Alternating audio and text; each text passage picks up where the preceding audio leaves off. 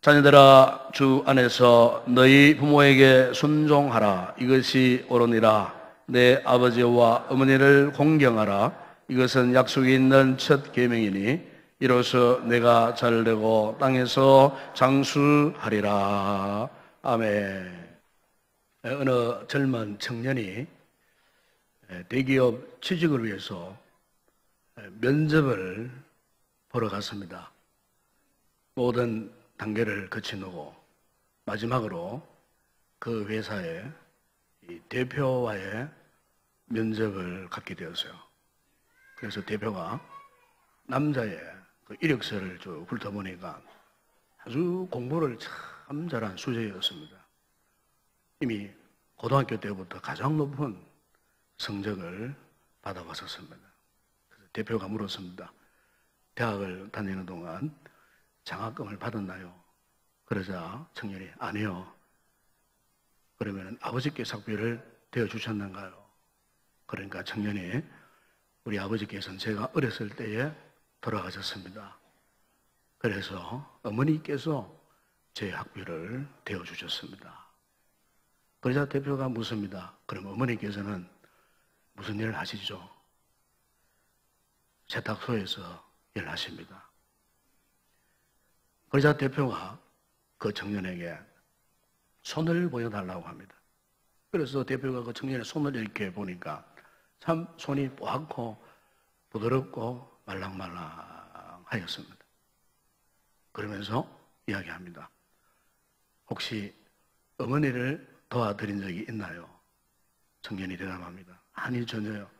우리 어머니께서는 제가 공부에만 집중하시기를 바라시기 때문에 그것이 어머니를 도와주는 거라고 말씀하셨기 때문에 도와드린 적이 없습니다.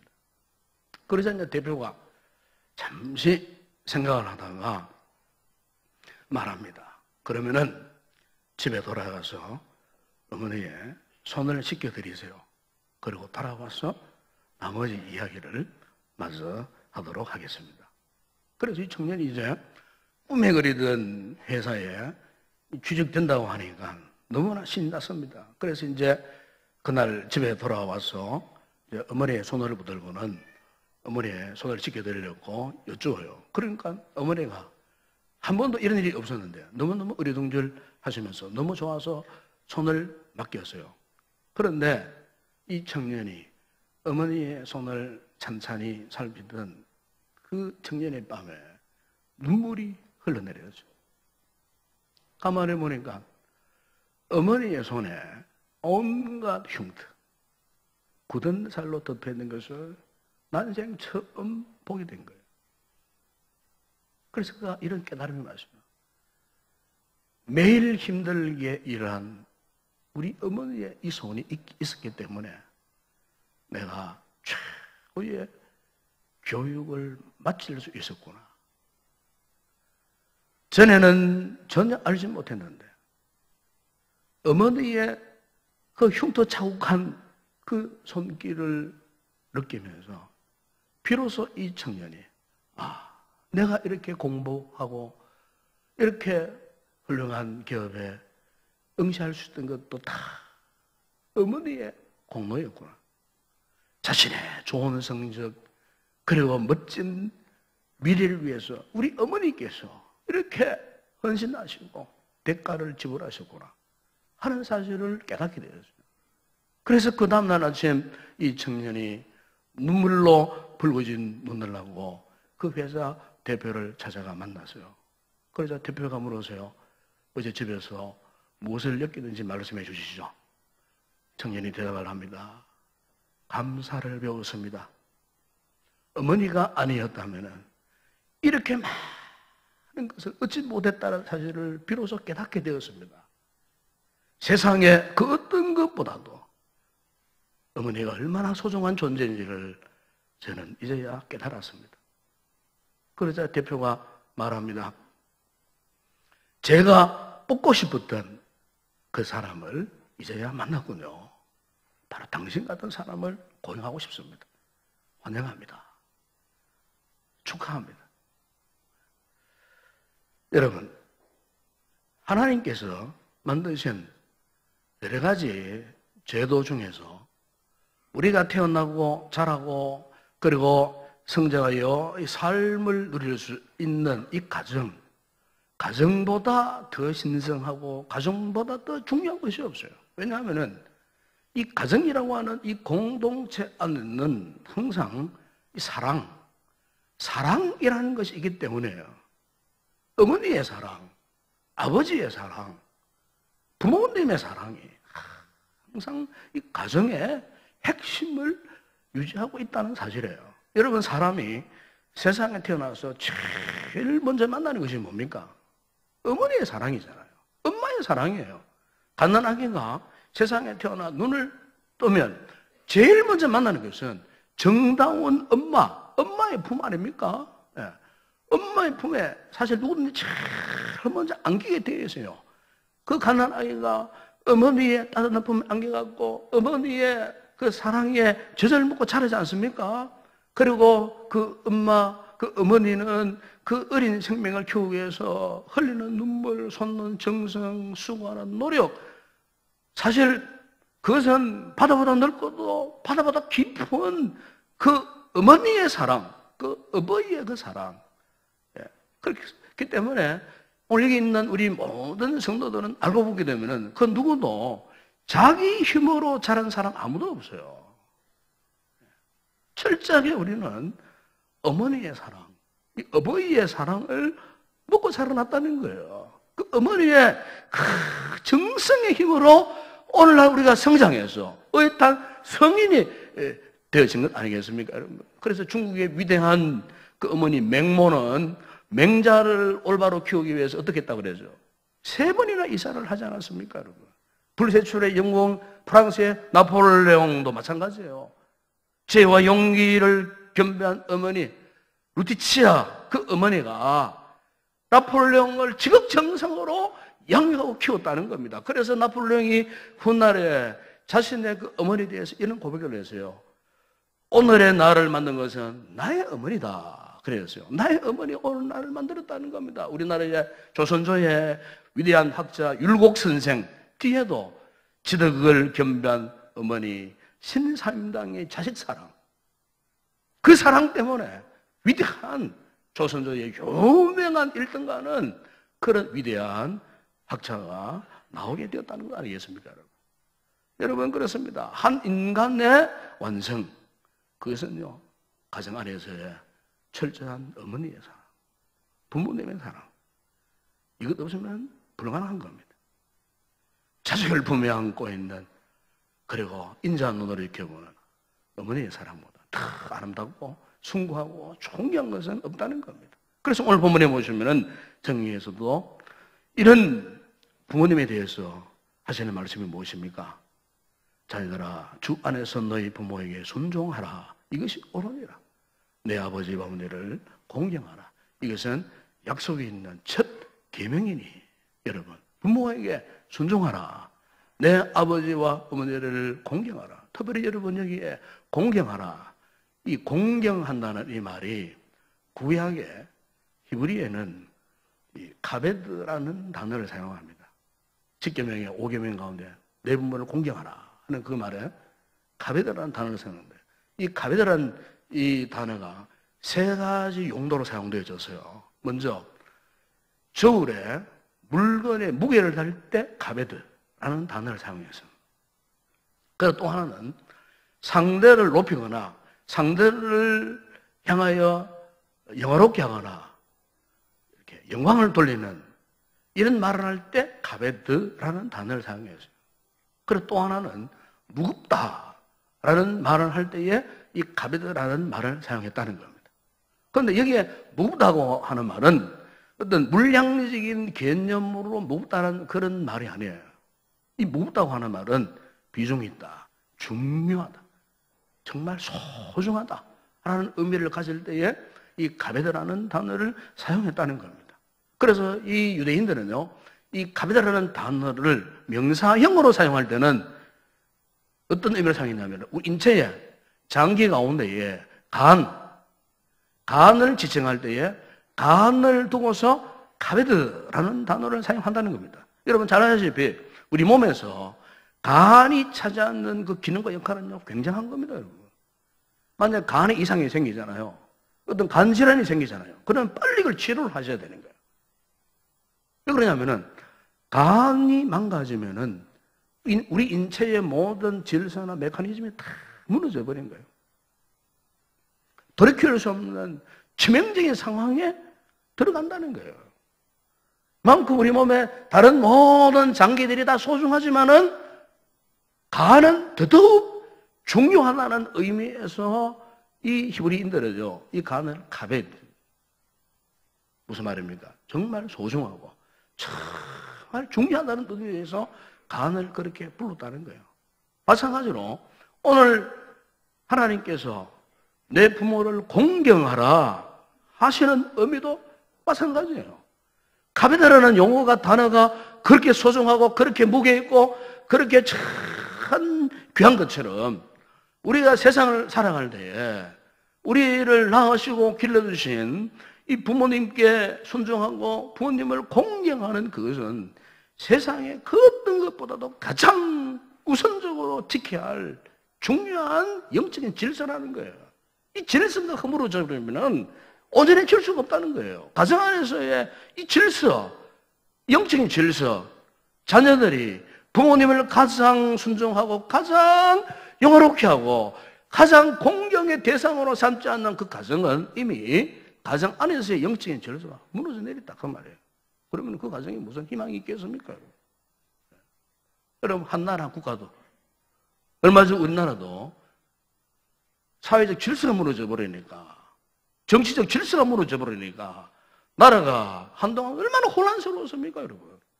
1994년도에 저 아프리카 르완다에 쿠데타가 일어났어요. 정부가 무너져 버렸어요. 그래서 그때 100일 만에 그 나라에 80만 명이라는 무수한 인명이 학살당했어요. 여러분, 한 나라, 한 국가도 질서를 잃어버리니까, 질서가 무너져 버리니까 나라가 완전히 분방산이 나버리더라 그 말입니다, 여러분.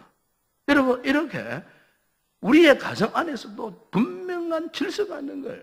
우리의 가정이 행복하고 우리의 가정이 건강하고 정말 우리의 가정이 하나님 보시기에 합당한 가정이 되기 위해서는 우리 성도들이 가정 안에서 이미 하나님께서 창조 때 설정해 주신 이 가정의 질서, 너희 부모에게 순종하고 너희 아버지와 어머니를 공경하라 하시는 이 질서.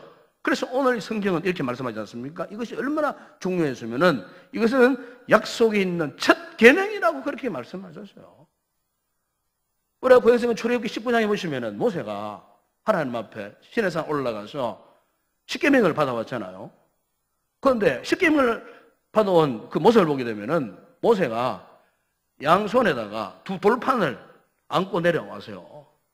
그 두 돌판 가운데 한 돌판은 십계명 1계명에서 4계명이 기록되어 있고 한쪽 돌판은 십계명 5계명에서 10계명까지 기록되어 있는 그 두 돌판이었어요.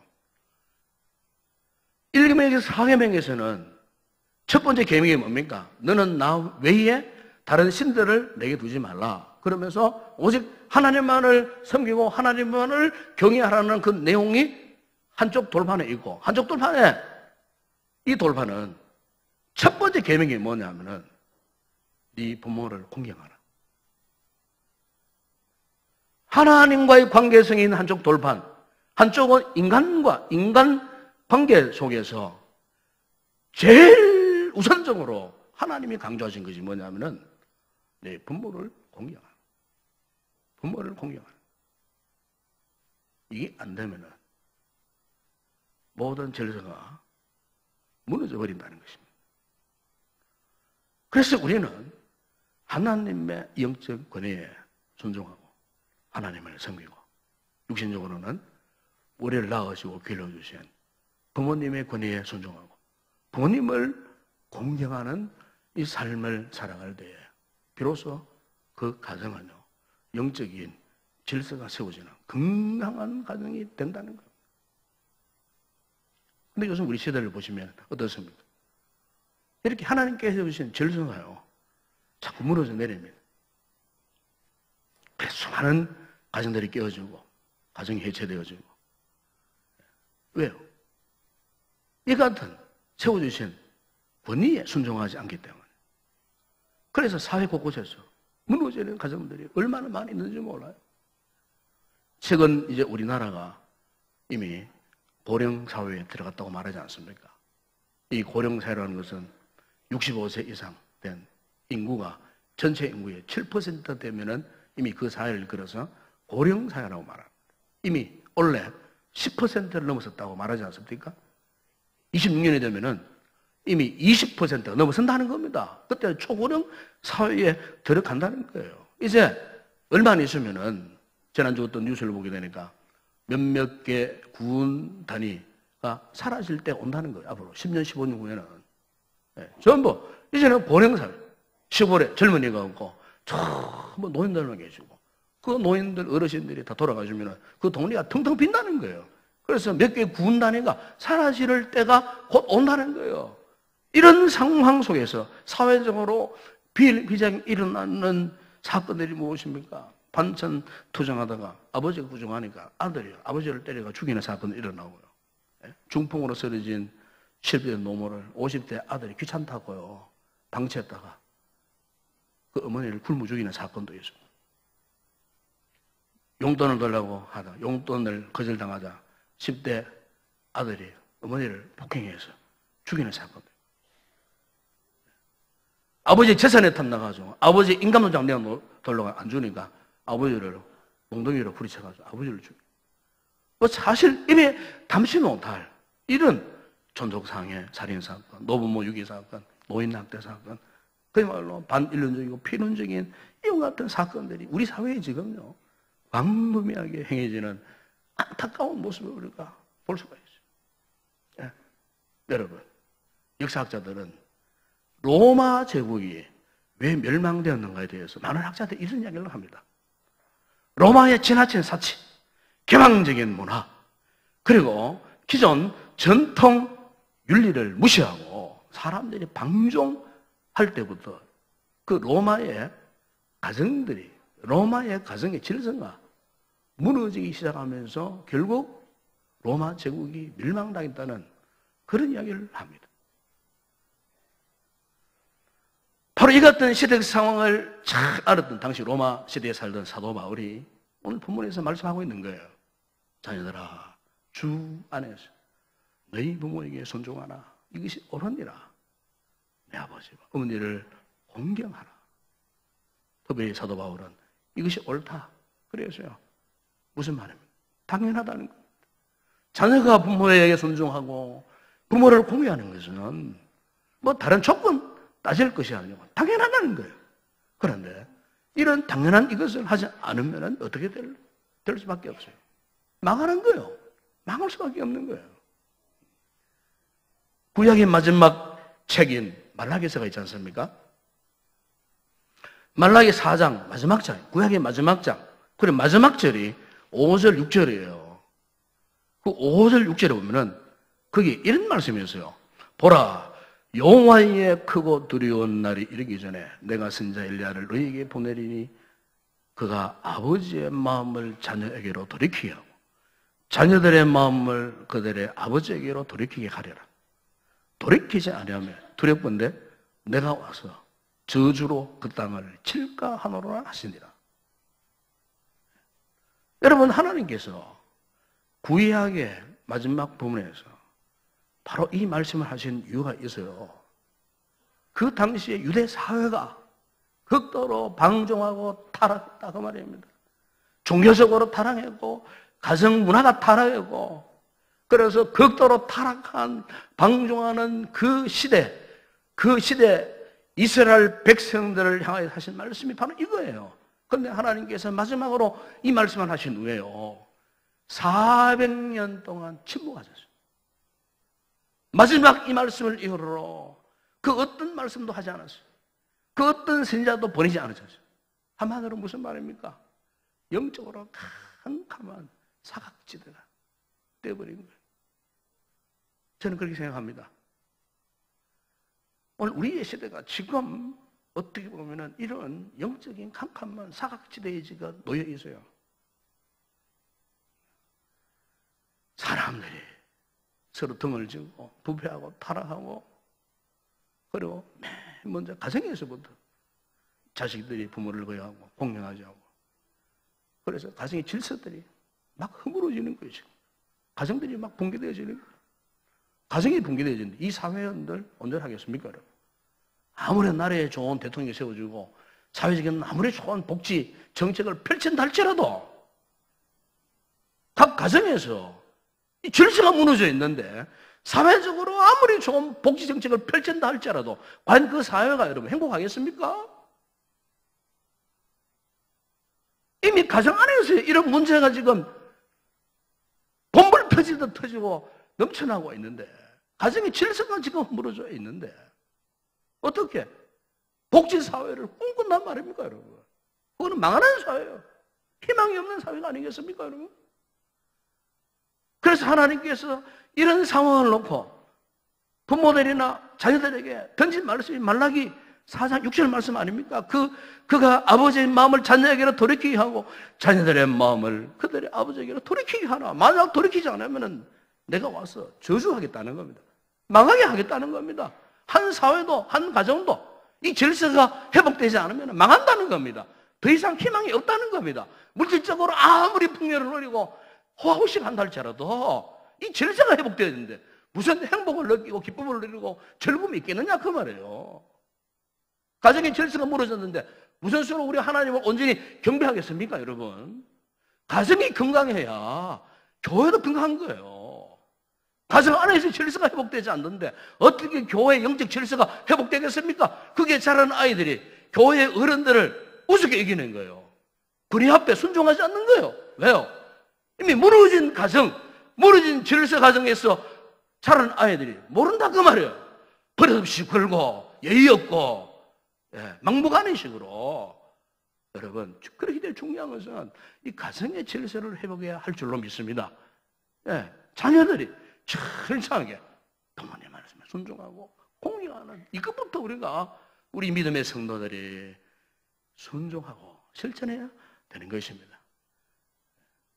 제가 오래전에 읽었던 책 가운데 연탄길, 이철한 씨가 쓴 그 연탄길이라는 실화를 담은 이야기들이 에세이식으로 수십 종류 이야기들이 쭉 올라온 두 권으로 된 책이 있어요. 그 책에 보니까 먼 불빛이라는 제목을 달고 써놓은 실화 이야기가 있었어요. 서울 봉천동 달동네에 어느 가정이 있었어요. 아주 가난한 가정에 방 한 칸에 식구들이 모여 사는 그런 가정이었어요. 그런데 그 가정에 자라난 아들이 이게 지금 개망랑이에요. 수시로 사건을 일으키는 거예요. 학교 가기 전 골목에서 있다가 친구들한테 협박해가지고 돈 뜯어내고 도둑질하고. 그래서 이 부모님이 학교를 호출려져가고 교장 선생님에게 손해야 발해야 걸고 한 번만 용서해달라고 다시는 그런 일을 없겠다고 그렇게 해서 또 놓아놓으면 또 나가 사고 치고. 그래서 부모의 마음을 이만저만 속썩이 않는 아들이었어요.